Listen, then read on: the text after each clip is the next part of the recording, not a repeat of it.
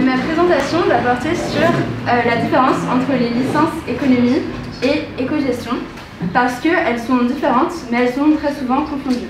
Donc d'abord, je vais vous présenter la licence d'économie, avec ses attendus, les différentes matières proposées et les métiers que vous pouvez faire après avoir suivi cette licence. De même pour la licence d'éco-gestion.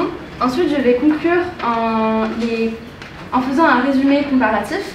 Et pour finir, je vais vous donner quelques universités, plus précisément 3 universités pour chaque licence. Donc d'abord, la licence économique. La licence d'économie, c'est une licence générale qui permet d'acquérir des bases en sciences économiques. L'analyse économique, elle a vocation à analyser les comportements humains, c'est-à-dire de consommation et de production, et les échanges entre les différents individus et les différentes organisations. Les enseignements proposés sont à la fois des matières fondamentales, comme la macroéconomie et la microéconomie, et l'histoire des pensées économiques.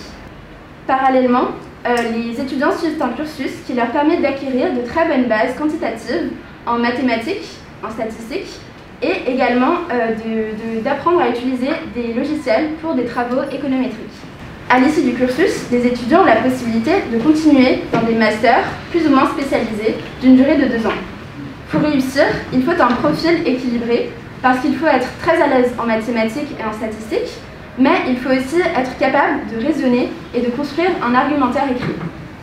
Donc ici, j'ai réuni les différents attendus qu'il faut avoir en fait pour pouvoir se sentir bien en licence économique.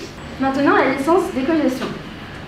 La licence d'éco-gestion, c'est une formation tournée vers l'entreprise, les métiers du commerce et de la finance. Étudier la gestion et le management, ça consiste à apprendre toutes les techniques qui permettent de savoir gérer une entreprise. Les étudiants, en fonction de leurs objectifs, peuvent se diriger vers la finance, le marketing, les ressources humaines, les logistiques, la stratégie d'entreprise, le management de systèmes d'information, le management d'innovation, l'entrepreneuriat, le contrôle de gestion, etc.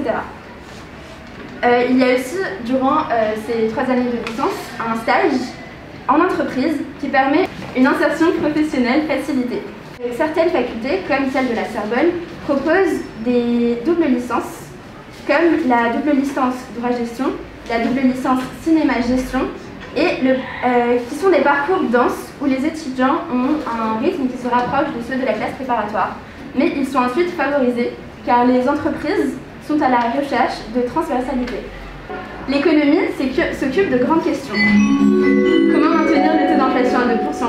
Pourquoi? Comment faire baisser le chômage? Etc. On y étudie en général la macroéconomie, la microéconomie et les différentes matières que j'ai citées plus tôt. Les études d'économie sont plus axées sur la théorie et sont les plus adaptées si vous souhaitez rejoindre des grandes institutions comme la BCE ou le ministère de l'économie et des finances. La gestion s'occupe quant à elle des questions qui touchent plus les entreprises. Quelle stratégie marketing adopter? Comment gérer le capital de l'entreprise? S'il faut investir ou non? Etc.